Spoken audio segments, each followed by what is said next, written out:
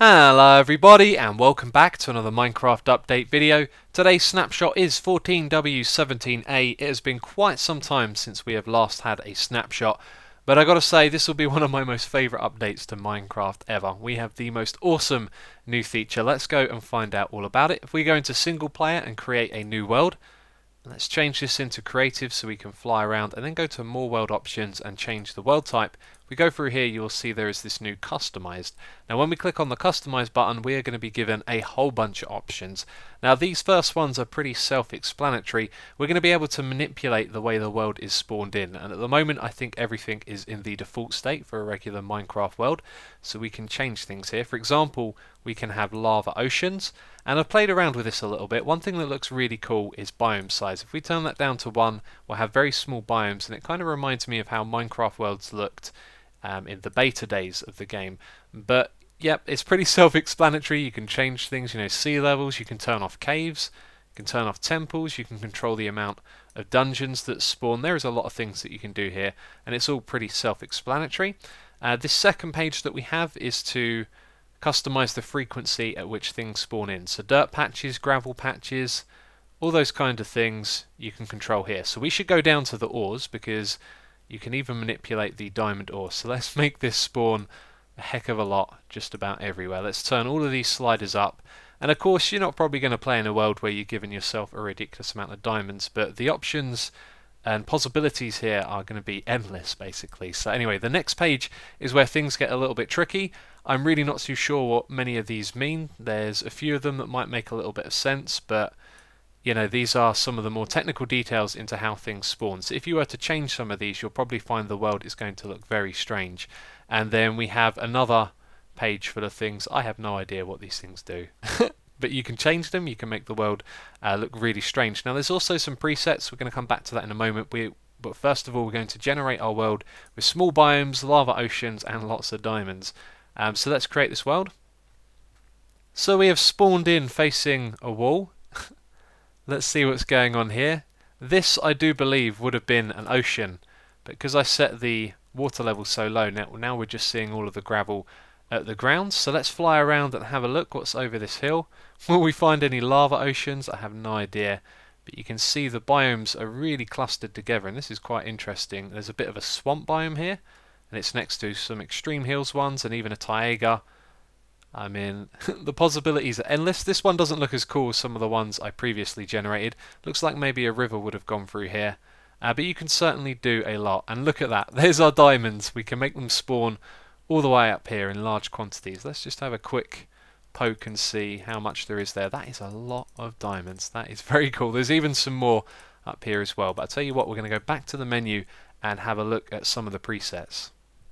So here we are at the presets. There's the Water World, the Isle Island, Cave is Delight, Mountain Madness, Drought, Caves of Chaos, and Good Luck.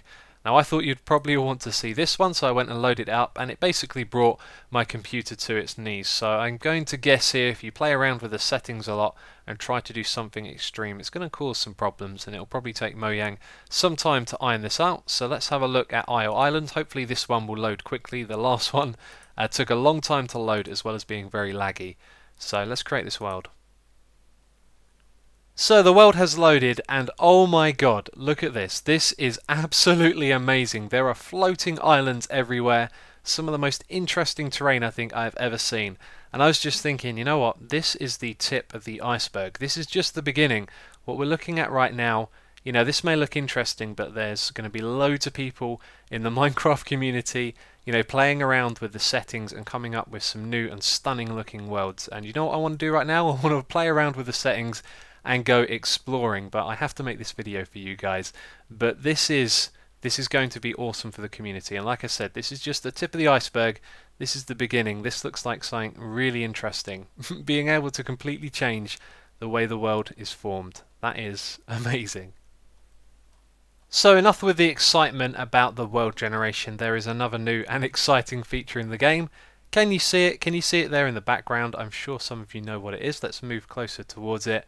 We now have a world border system, and this thing is fascinating. I've just had a quick look at it, and it appears that there are only a few options for this so far, so why don't we go through these. The command is /world border, and then you can set the border from the center, and you can also set the time at which the border moves. So this border will move dynamically, which is pretty awesome. So the first thing that we want to do is set the center. So if we type in center, you'll see it'll ask for the coordinates. So why don't we set this around ourselves first of all. Okay, so world border center, we put in the coordinates, let's enter that command, and now it's been centered around us. Because the world border is fairly big, we won't be able to see it, so let's go and set this at 100 blocks from where we are. Can we see that? Yes, we can. Let's make it a little bit closer to ourselves. We'll change this to 50. And it goes red when it moves, which is very interesting. I do like this thing. It's very cool, but we can also kind of animate this as well. So let's set it to 75, and let's give it 10 seconds to do this. So if we move with it, you can see that it is moving outwards at a slow rate, and we can see that just by looking at the blocks here. Now it's gone green as well, and I've just realized when it expands it goes green, and when it contracts it goes red. So let's just check that again. Let's do 1 second and make it come in by 5 blocks. Yep, so it goes red when it comes inwards and goes green when it goes out. So you're probably wondering what happens with this world border when you run into it. Well, it just acts like there's a block there and you can't go through.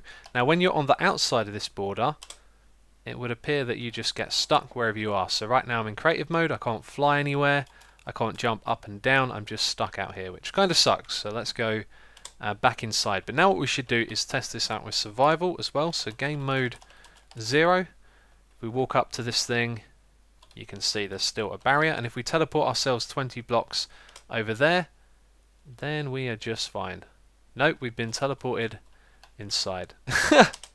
I did it wrong. There we go. Okay, so nothing happens to you when you're outside of the border as well, which is good to know.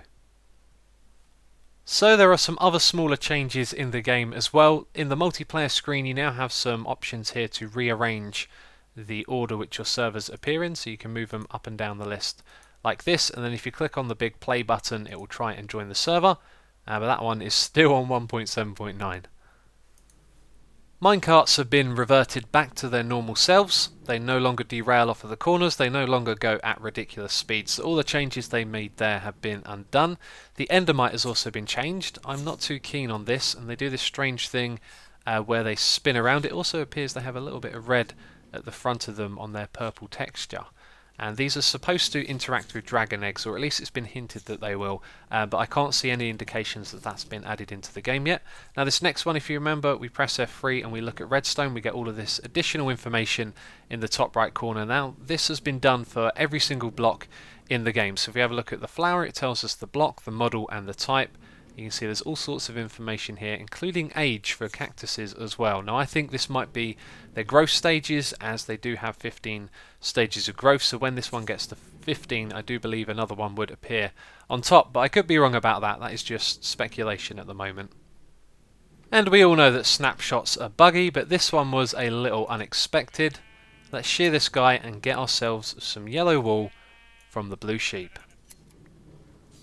So there are 3 more things to quickly talk about. When the world is rendering, we've all seen it where there's a chunk near you that doesn't load. This has supposedly been fixed. I haven't really seen, too much to indicate that it has. You have to play the game for a while to notice those things, so hopefully that one has well and truly been fixed. There was also a bug that went around that was made famous by the Zip Crowd guys recently, where you could fire arrows into blocks and change their block IDs. You could use that to remove bedrock and things like that. That has now been fixed in this snapshot, and also the block model system has been updated, which is something that I do believe is going to work with resource packs. So if you're interested in that, look in the description box for a link to find out more information about that update. And I do believe that is everything you need to know about this snapshot. There are a whole bunch more bug fixes. If you want to know the little details about those, then check the links in the description box. I highlighted the most important ones to you. But that is it for this update video. If you have enjoyed it, please do leave a like. I am now going to go and play around with the world generation settings, as I'm sure a lot of you are going to be doing too. So as always, thank you very much for watching, and I will catch you next time.